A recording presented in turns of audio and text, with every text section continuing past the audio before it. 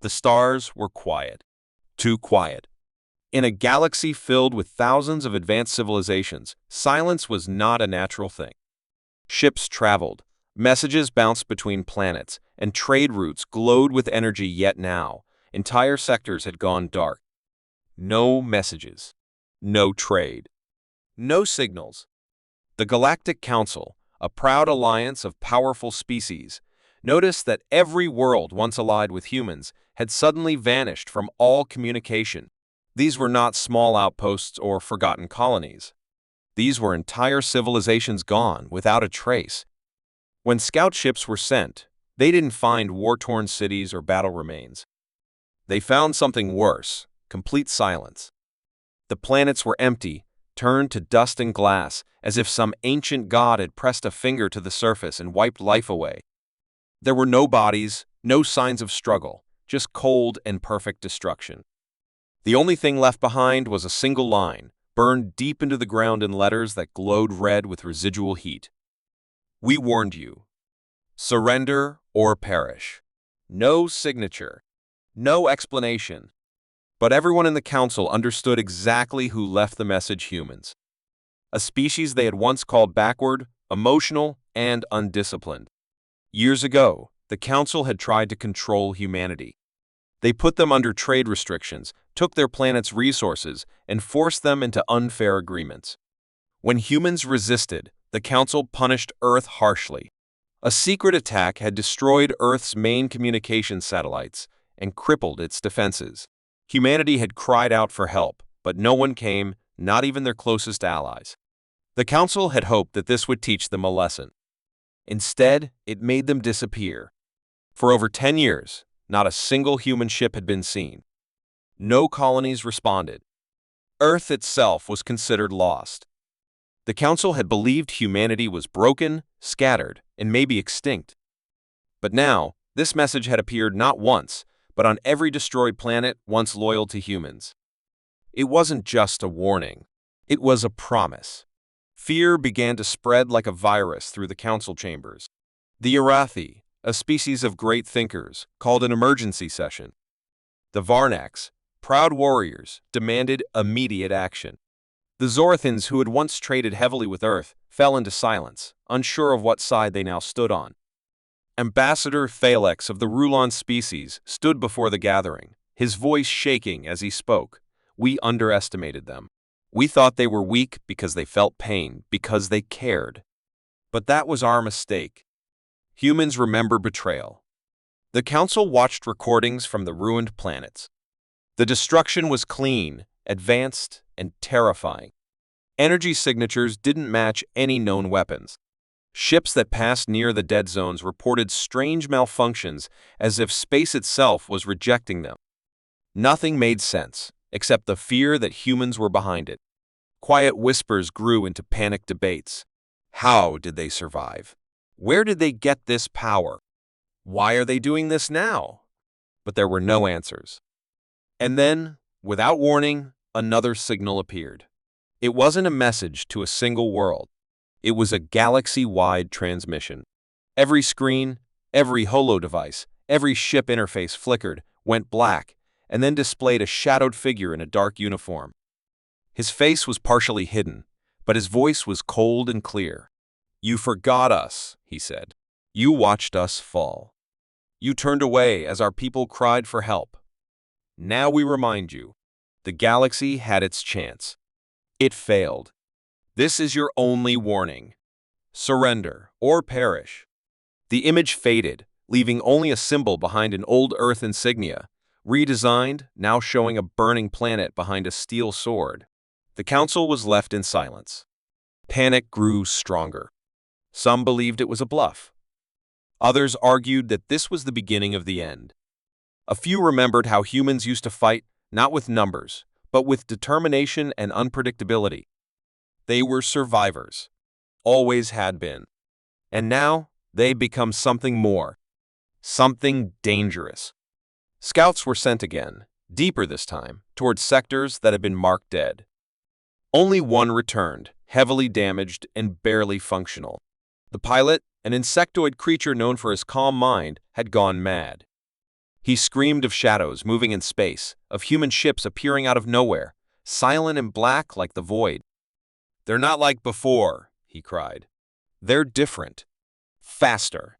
Smarter. We're not ready." Before they could calm him, he died from unexplained neural overload. His ships. Logs were corrupted. No clear data. Only fear. Some believed he had seen the Terran war fleet, something long thought to be a myth. A secret human force said to have been built in the outer dark after Earth fell. If it was real, and if it had survived in secret, then the galaxy was truly unprepared. The council debated sending an ambassador to contact the humans peacefully, but who would go? No one volunteered. No one dared. Because the message was already clear. The humans weren't asking for talks. They had already made their decision. They were not seeking peace. They were giving the galaxy one last chance. And the warning echoed again in everyone's mind: surrender or perish. The silence that followed was heavier than any war. The council knew the galaxy had changed and humanity, once underestimated and forgotten, had returned not as victims, but as something far more powerful. They had become a force of reckoning. And the stars, once filled with the noise of life, now held their breath, waiting for what would come next. For 10 long years, the galaxy believed humans were finished, defeated, scattered, and forgotten. After Earth was struck down by the secret order of the Galactic Council, and its cries for help were ignored by every ally, humanity simply vanished. Their cities went dark, their colonies silent, and their name became nothing more than a cautionary tale used to warn young diplomats about what happens when a race stands alone. But the galaxy had made a mistake far greater than betrayal. They had underestimated the human spirit. While the council celebrated their quiet victory and the disappearance of Earth's voice, something was happening in the deep silence of uncharted space, far beyond the reach of trade routes and star map. A few surviving human ships, damaged and leaderless, had not given up. They vanished into the dark, heading toward the unknown regions where no one dared go, areas filled with gravitational storms, dying stars, and ancient, forgotten space. There, they built something no one could see. The humans did not mourn forever. They did not wait to be rescued. They adapted. They hid. They studied. And slowly, they began to evolve. From the ashes of Earth's fall, a new command rose: the Terran Ascendancy, a name chosen not to rule others, but to rise above the ones who had tried to destroy them. Led by a commander named Riker Vale, a former fleet strategist who had once warned the Council about turning against Earth, the humans started rebuilding with one goal: survival through power. Riker had lost his family during the Council's secret strike. He remembered the silence that followed, the cold betrayal by species who had once shaken his hand. But instead of rage, he turned to planning. Under his leadership, humans stopped thinking like diplomats and started thinking like shadows. They studied the mistakes that led to Earth's fall and vowed never to repeat them. Their technology grew in secret, pulling energy from dead stars and ancient ruins, building ships that did not need to be seen to kill. They created weapons that did not burn, but erased. And all of this was done far away from the eyes of the galaxy. The forgotten race had not died, they had become something stronger. Something that learned not to beg for peace, but to demand respect. And now, as the Council watched systems collapse under mysterious destruction, Riker stood aboard the flagship Oblivion's Edge, looking down at a star map filled with old names, the names of traitors, of former allies, of proud empires who once spoke down to Earth. Each name was marked with a countdown. They thought silence meant defeat, he said to his commanders, all of them survivors from colonies long abandoned. Let them learn that silence was preparation. And with that, the Terran warfleet moved. Ships shaped like blades and shadows emerged from nothingness, cloaked in dark energy. They did not broadcast codes or warnings. They simply arrived, delivered judgment, and vanished. A Council science vessel, observing a quiet sector, caught a brief glimpse of one such ship before it vanished. The ship's surface was made of a strange black metal that reflected no light. Its engines made no sound. And on its hull was the symbol of Earth, remade in crimson and steel. The scientist who saw it could only whisper one word before his feed cut off: human. As destruction spread, the Council tried to understand how humanity had returned with such power. They couldn't trace where the ships were coming from, nor how they moved.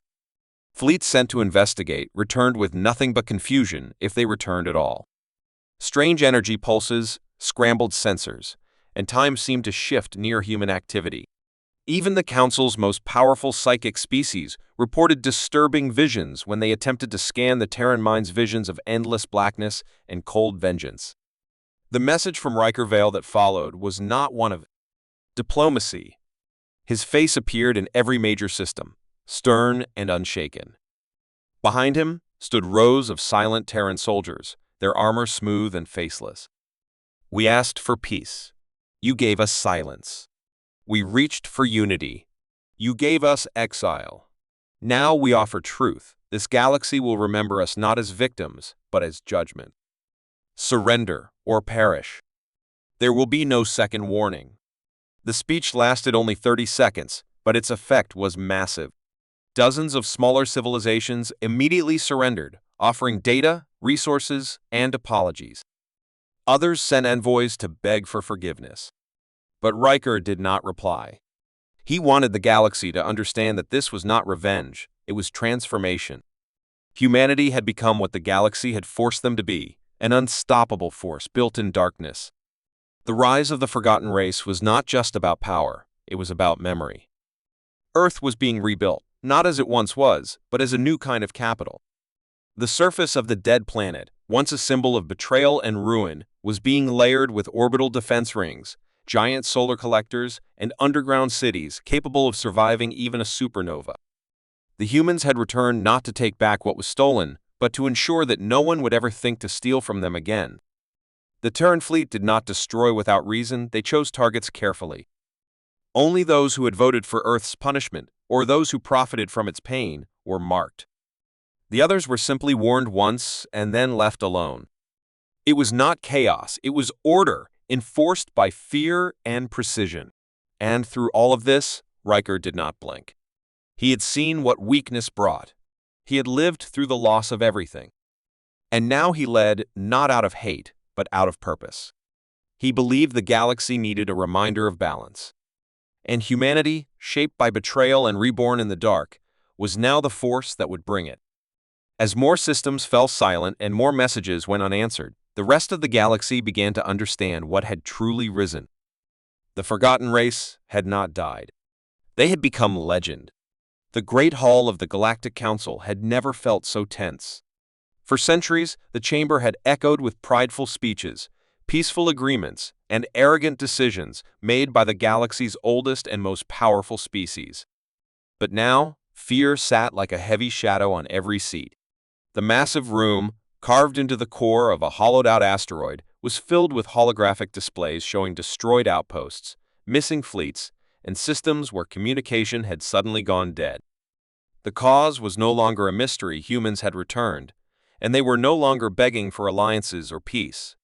The once dismissed Earthlings had transformed into a silent storm, targeting only those responsible for their fall, leaving behind nothing but ash and fear. For the first time in generations, the Council was not debating trade routes or laws, they were debating survival.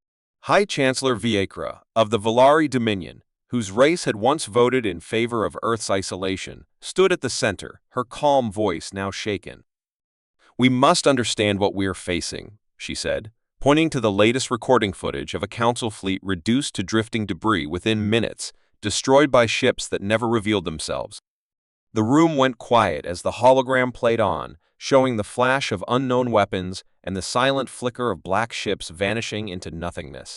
"These are not the humans we once knew," she continued. "This is something else, something we helped create." Across from her, Ambassador Coral of the Draxian Empire slammed his clawed hand on the table. "Enough of this guilt. We should mobilize every fleet and crush them before they strike again." But others shook their heads. The Iridari, a psychic species who once shared knowledge with Earth, had tried to read the minds of captured Terran scouts. What they found left them terrified memories buried deep in pain, training that broke emotion, and a clarity of purpose so cold and focused that even the Iridari recoiled. "You cannot fight an enemy that does not fear death," whispered Elder Shutan of the Iridari. "They have turned pain into power, silence into strategy. Every attack is not an act of war, it is a message." The hall buzzed with arguments. Some demanded total war, while others warned that any aggressive move could provoke an even greater wave of destruction. The humans were not attacking blindly. Every move was calculated. Every message was short, clear, and final. You were warned. This is justice. The Council had never seen such discipline, not even from their own elite forces. It was as if the Terrans had erased all emotion except purpose. Commander Var of the Melkar, a warlike race with centuries of battle experience, stood slowly. His fleet had once raided human colonies during Earth's final days. Now, those colonies had sent something back. His own patrol ships had been sliced apart in seconds. "They have weapons that bend energy, defenses that twist gravity," he said with quiet respect. "We did not destroy them. We forced them to evolve beyond us." The room grew cold as silence returned. Fear was no longer hidden. The Council had never been this divided, and the humans knew it. That's what made them more dangerous. They didn't need numbers. They used the Council's own weakness against them. Divide and conquer. Silence and strike. Some delegates suggested offering peace, perhaps returning Earth's old seat in the Council, hoping to slow the attacks. Others laughed bitterly. "You think they want a seat at this table?" said a voice from the shadows. "They are building a new galaxy, one without this Council." It was Envoy Talion, once the ambassador to Earth. He had lived among humans, spoken their language, and warned the Council not to betray them. No one had listened. Now he stood with sadness in his eyes, watching the destruction he had tried to prevent. "They offered peace once," he said softly. "They believed in unity, even when you mocked them. But now they see the truth.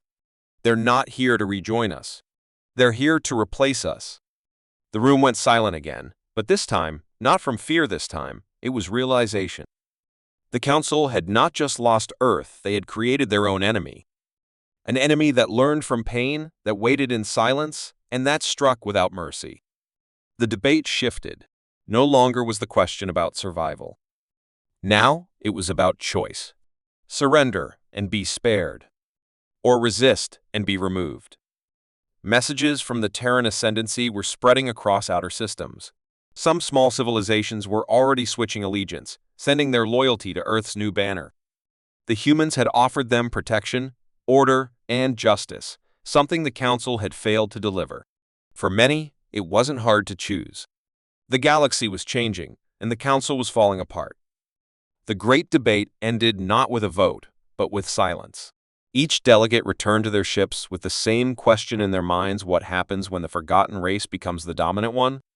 No answer came. Only the quiet hum of fear growing stronger.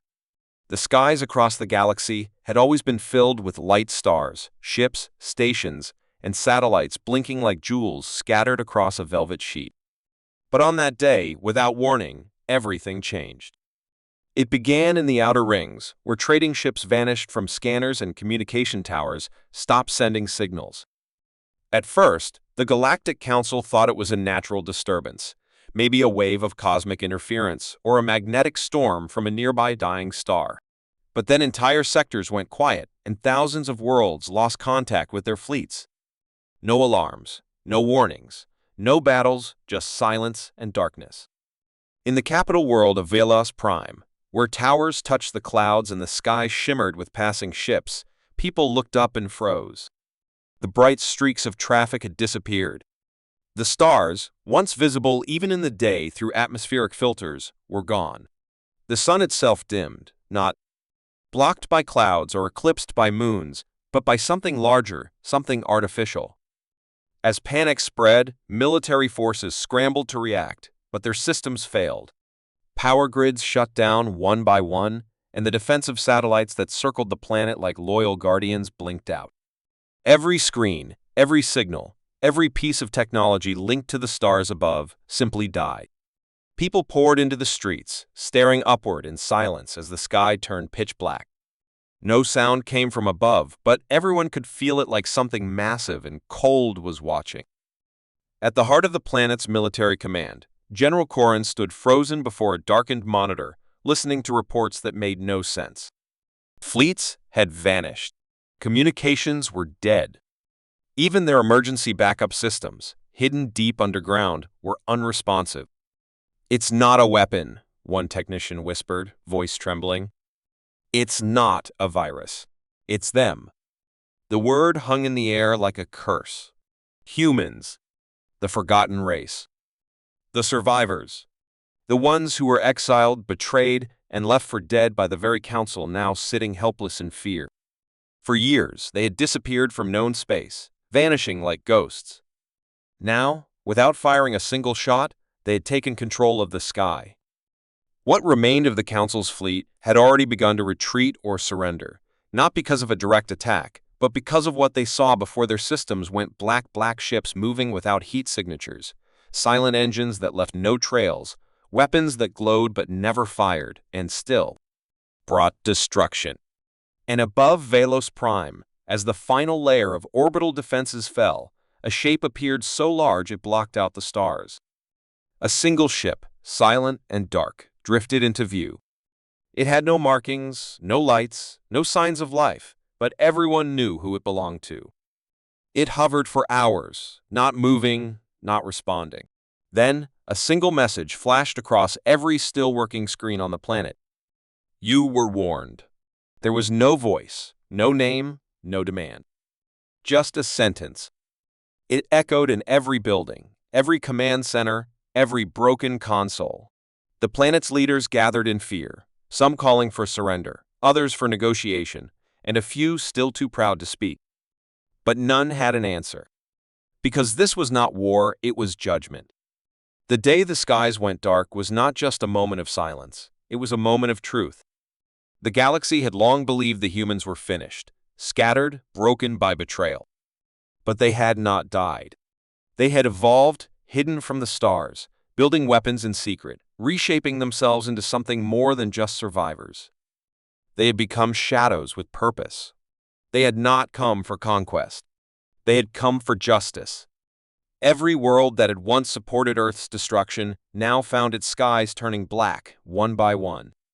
Ships vanished, systems shut down, and then came the silence. No explosions, no cries for help, just stillness. It was not destruction they delivered, it was fear. A cold, quiet fear that shook even the oldest races of the galaxy. On Velos Prime, when the dark ship finally moved, it did not attack. It simply turned and vanished into the skyless void, leaving behind a shattered planet with a single message that no one would forget. The darkness had come and gone like a storm, but its memory would never fade. From that day on, the galaxy understood the truth. Humans had not returned to beg for peace or demand power. They had returned to remind the stars that they remembered everything. And now, the stars would never forget them again. The war had lasted far too long. For decades, flames had devoured worlds, and the galaxy had turned into a battlefield where no side remembered what peace felt like. Alliances broke, old empires collapsed, and even the strongest fleets were reduced to floating wrecks in space. But in the ashes of that chaos, something began to stir, a force that had stayed silent during the height of the conflict, watching from the shadows, learning every mistake the others made. It wasn't an empire, nor a council of races. It was humanity, the race that was once betrayed, ignored, and underestimated by nearly every power in the known universe. They had been pushed to the edge of extinction, their homeworld shattered, their colonies destroyed, but they survived. And now, with fire in their hearts and steel in their hands, they returned, not to ask for a place at the table, but to build a new one with their own hands. It began on the ruined planet of Theros, where rival forces clashed over the last energy core hidden beneath its scorched surface. As they fought above, neither side noticed the silent black ships entering the system, moving like shadows against the stars. When they struck, they did so with precision, no screams, no explosions, only sudden silence as ships lost power, Weapons turned useless, and entire armies found themselves surrounded by machines far more advanced than anything they'd ever seen. At the center of this force stood a single command ship, larger than any dreadnought and wrapped in an armor that seemed to absorb light. It broadcast a simple message to all surviving factions: the war ends now. You've had your chance. We will take it from here. At first, they laughed. Who were the humans to command peace? But their laughter faded quickly when their weapons stopped working mid-battle, when their commanders vanished from secured bunkers, and when their supply lines were cut by forces they never even saw. The humans didn't conquer through fear or destruction. They dismantled the war like a machine, piece by piece, with a calm and terrifying strategy no one could stop. On the battlefield, soldiers were disarmed by drones before they even raised their rifles. Fleet admirals surrendered without a fight. The humans didn't want to rule like the old powers. They wanted to erase the broken system and build something better. They called it the Pact of Fire, an agreement that would be signed by force if necessary, one that demanded obedience to a new galactic law: no more wars for power, no more exploitation of weak planets, and no more betrayal in the name of diplomacy. Resistance was crushed swiftly, not with bloodshed, but with overwhelming control. Planets that refused to submit found their skies darkened, their AI networks hacked, their governments replaced in hours. But those who joined were given protection, resources, and something the galaxy hadn't seen in years: stability. On Zalthar, a world once ruled by crime syndicates, the streets fell quiet for the first time in a century. On Malvek, where children were raised in bunkers because of constant orbital strikes, people walked outside under peaceful skies. The humans didn't just stop the war, they erased its traces. Their technology rebuilt cities in weeks, cured diseases that had plagued planets for generations, and restored order where only ruin remained. But beneath the peace, there was an edge, a warning that no one could ignore. The humans never smiled, never celebrated.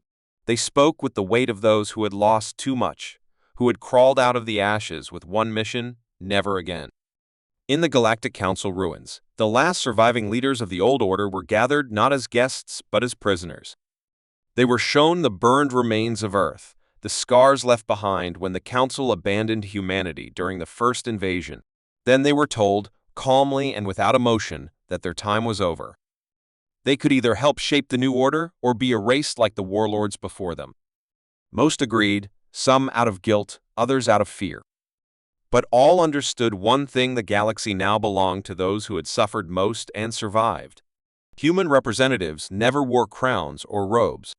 They didn't sit on thrones or hold grand parades. They wore armor still marked by battle, faces weathered by war, and eyes that had seen too much. They led with discipline, not speeches. Their soldiers were silent, their machines efficient, their methods unforgiving but fair. The galaxy had never known such a strange peace, forged not through negotiation, but through fire, discipline, and pain. In time, the Pact of Fire became more than law, it became belief. The younger races, born after the war, grew up in a world where conflict was unthinkable, and the sight of a human warship brought not fear but respect. In classrooms, children learned the story of how the galaxy nearly ended itself, and how a forgotten race pulled it back from the edge. Statues were never built in their honor, but every world had a black tower, simple, tall, and made of unmarked steel.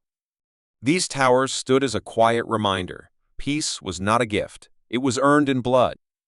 And if the galaxy ever forgot, the ones who forged that peace in fire would return. The humans never left the shadows completely. They stayed watchful, always listening, always prepared. They had no capital, no empire, only unity. They had no need for more planets or riches. What they had was purpose. A new order had risen, not from politics or greed, but from the pain of those who had once been cast aside. And under that order, the stars shined differently, brighter, quieter, and far more carefully than ever before. Because now, every world knew what it cost to survive the fire, and no one dared to light that flame again.